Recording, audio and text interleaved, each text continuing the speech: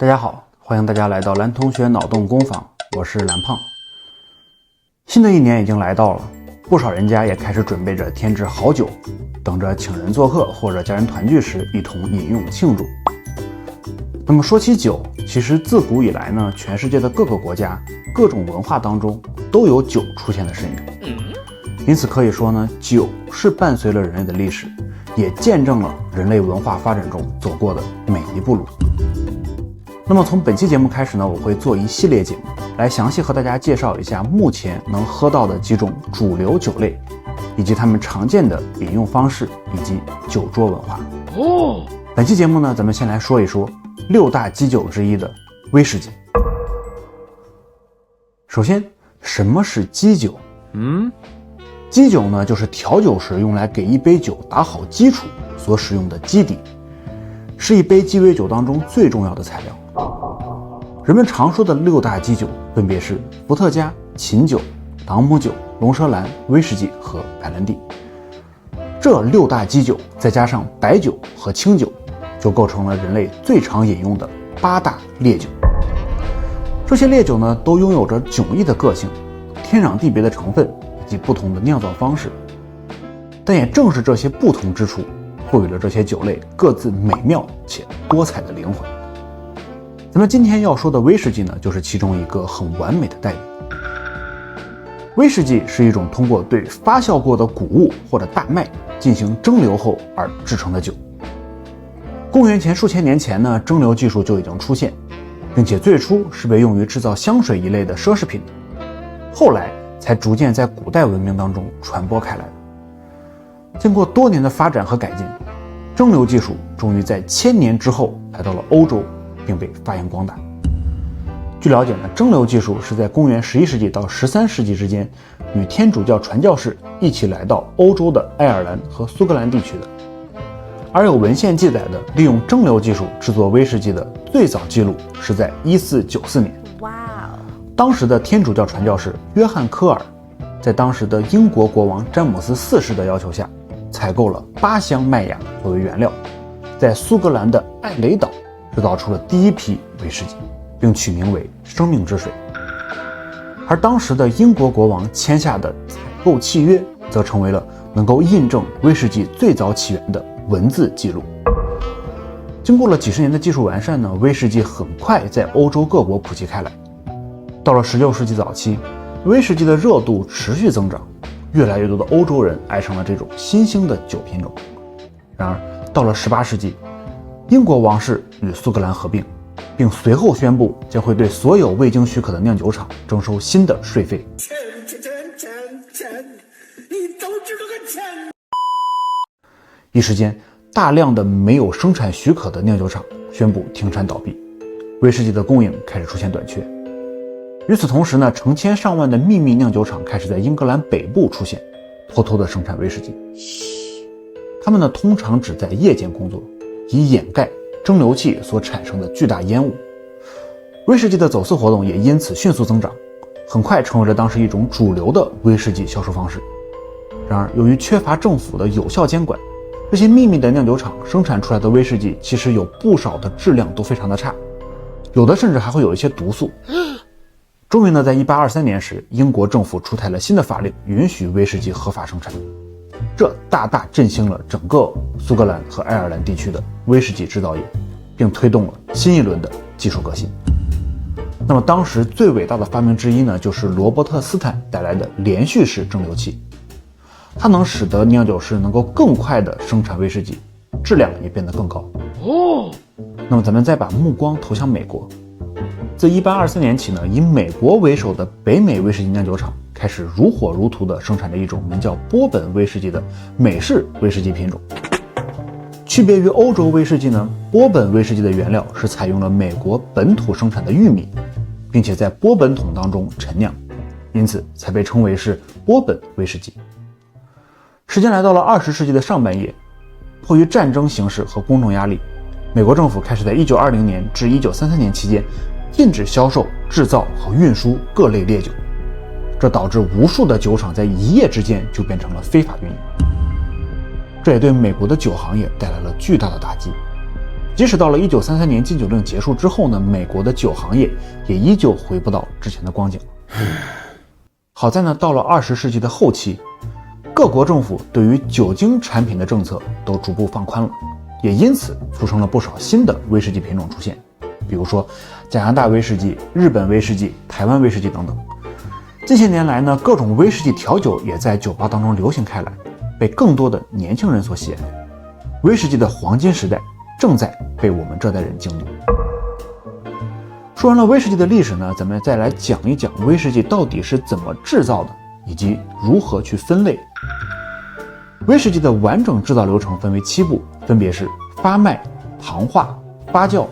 蒸馏、统陈、调配以及装瓶。从第一步的发麦开始，威士忌的品种分类也便开始了。发麦指的是将收成后的大麦或者其他谷物放在水中浸泡，然后铺在地板上让它发芽，期间呢会有工人定时翻动它，以防止热量堆积。最后呢再用泥煤做燃料，对这些发芽的谷物进行烘干，并萃取淀粉。这里说的泥煤呢是一种苏格兰特产的燃料，简单来说就是快要变成煤，但是外表还像泥的东西，是由苏格兰寒冷地带的石楠花等植物枯死之后经过数千年的堆积而形成的，是可以供人类取暖的燃料，后来被威士忌生产者用于烘干麦芽。在燃烧泥煤的过程中产生的特有烟熏味，因此呢就可以被带入威士忌的酒体当中，增加独特的风味。人们常说的什么单一麦芽威士忌啦、调和威士忌等等，都是从发麦这一步就开始有了区分的。简单来说呢，以麦芽作为原料，由单独一家酒厂生产出来的威士忌就是单一麦芽威士忌。如果只以麦芽作为原料，但是由好几家威士忌酒厂生产出来的麦芽威士忌混合之后，那就成了调配型的麦芽威士忌。那么如果将原料更换一下，使用谷物作为原料，由单一一家酒厂生产出来的威士忌就是单一谷物威士忌。同理，以谷物作为原料，由好几家酒厂同时生产出来的谷物威士忌混合之后，就得到了调配型谷物威士忌。最后，如果将谷物威士忌和麦芽威士忌混合调配，然后再由好几家酒厂一起装瓶，那么就得到了最终的调和威士忌了。这里我们分类威士忌使用的原理是原料区分法。接下来第2步，糖化。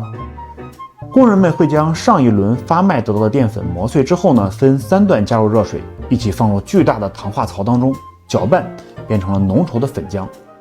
这个步骤全靠热水萃取出来下一步所需的麦芽糖成分。然后就是发酵了，将酵母菌加入麦芽汁中，搅拌发酵48至72小时，然后呢就会得到类似酸啤酒一样的发酵麦汁，给威士忌带来浓厚的风味。之后就是整个威士忌酿造过程当中最重要的一步了，蒸馏，也就是将发酵好的麦汁放入蒸馏器，蒸馏出酒精。酒精的沸点呢是78.4度，而水的沸点则是100度。因此，只要控制蒸馏器内的温度在78.4度到100度之间，就可以保证所有生成的蒸汽之内就只有酒液，因此就可以来提取高浓度的酒精了。哇哦！目前呢，威士忌生产厂家使用的蒸馏器大致只有2种，分别是壶式蒸馏器和连续式蒸馏器，各自呢有各自的优势，也因此能够给予威士忌不同的酒精感。接下来就是统陈了。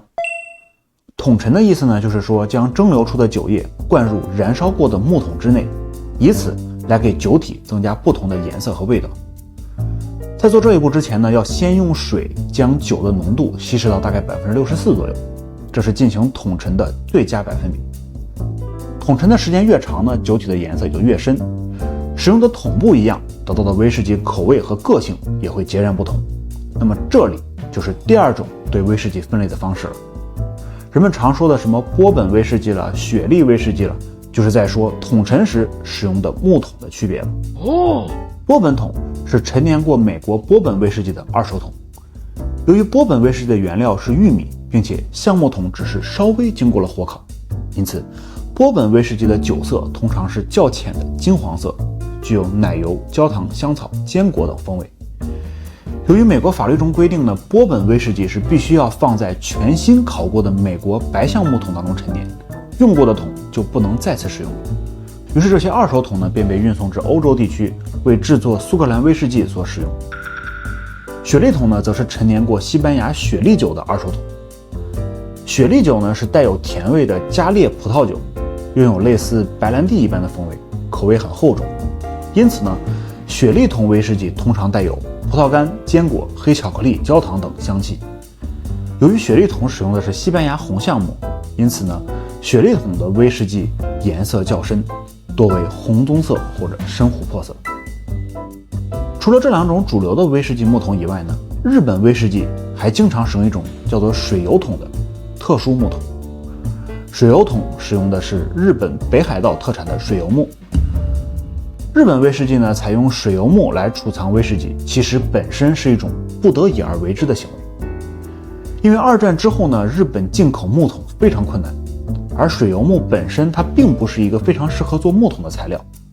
它本身的油脂含量非常少，所以在制作木桶的时候非常容易渗漏，并且水油桶陈酿过的原酒很容易会有一股泥土的气味，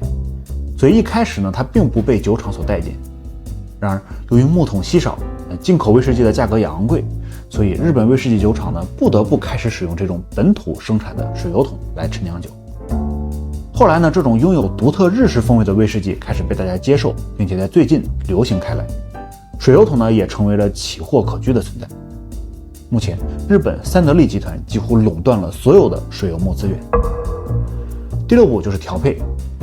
调配这一步呢，是将不同酒厂生产的威士忌按独有的比例混合而成，是指存在于调和威士忌当中的一个步骤。这一步呢，往往是由酒厂当中最德高望重的调酒师所完成，一般会包含15至50种不同的威士忌，是每个酿酒厂最有价值的独家配方。虽然说目前单一麦芽威士忌越来越受欢迎，但是调和威士忌呢，却依旧创造了全世界90%以上的威士忌销售量。最后就是装瓶了。威士忌在装瓶出厂之前呢，会进行最后一次加水，将酒精浓度降至40%至46%。而唯一有一个特例呢，就是圆筒强度的威士忌，也就是大家俗称的桶强。这种威士忌呢，不会再次加水稀释，装瓶的酒精度可以高达60度。好了，本期节目到这里就要结束了，不知道大家听完之后有没有对威士忌产生浓厚的兴趣呢？如果你喜欢本期节目的话，不要忘记点赞、转发、评论以及订阅。下期节目呢，我会带大家来具体体验一下威士忌的家常饮用方式以及简单调酒。感兴趣的观众朋友们呢，请记得打开消息提醒，准时收看。我是蓝胖，我们下期节目再见。